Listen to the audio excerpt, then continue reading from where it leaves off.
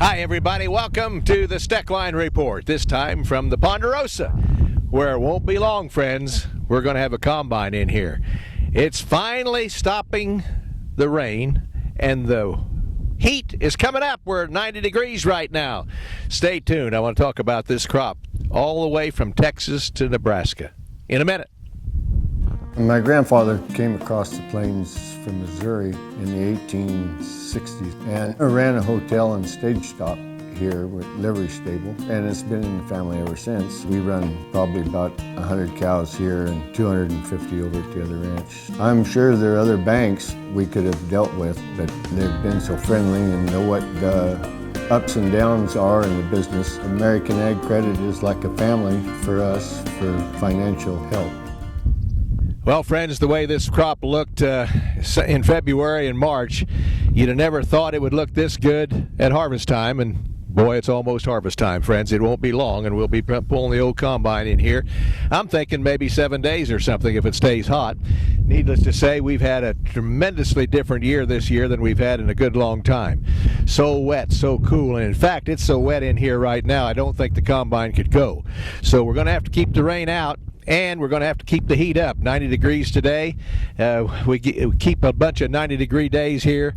In 7-8 days, we ought to be able to cut this wheat crop, and it looks like it's going to be at least average and probably a little bit better. We've got better head size this year than we've had in the past, and I think probably thickness is just as good or maybe better than some of our good years. So we're pretty lucky here, no doubt about that. Although I must tell you, on the Ponderosa, it's not all like this. I've got a quarter of land that might be zeroed out by the folks at the insurance company because, yeah, guess what? It was double crop planted after soybeans, and I got to tell you, I'm not a double cropper, and I probably won't do much of that in the future. In any event, it completely ran out of moisture, and so consequently it dried up, and there isn't hardly anything there. But this is continuous cropping now. We're not summer following anything, but we did start something a couple of years ago, in fact, and that is fertilizing 3 times a year instead of 2, and I don't think there's any doubt that we kind of like that. Couple of things that we want to talk about: the RFS situation with the amount of ethanol that we can put into our fuel in the next year. They've released that information, and nobody's happy about it. The farmers aren't happy about it because they cut the amount of ethanol that we can put in, that we can blend into gasoline back again.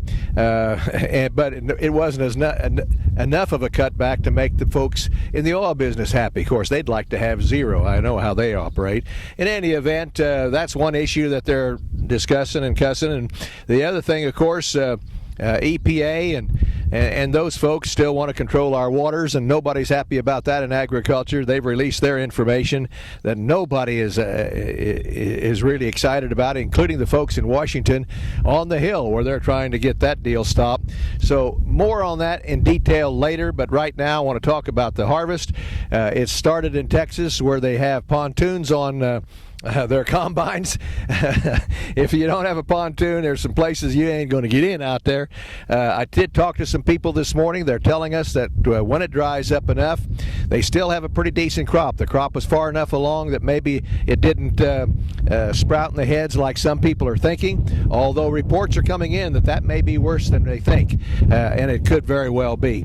In the meantime, wheat's ready as Oklahoma-Texas border. Again, too wet there to cut, but all in all, a pretty decent wheat crop as you move from Texas through Oklahoma, if it hasn't had some terrible, terrible weather situations to face with the floods. That's the big thing, and of course hail doesn't help either. In any event, price is kind of up and down like the fiddler's arm. To try to tell somebody what we think the market's going to do is like, my gosh, you just well shoot craps, friends. This I just don't think we should have it gotten as low as we did with this wheat market.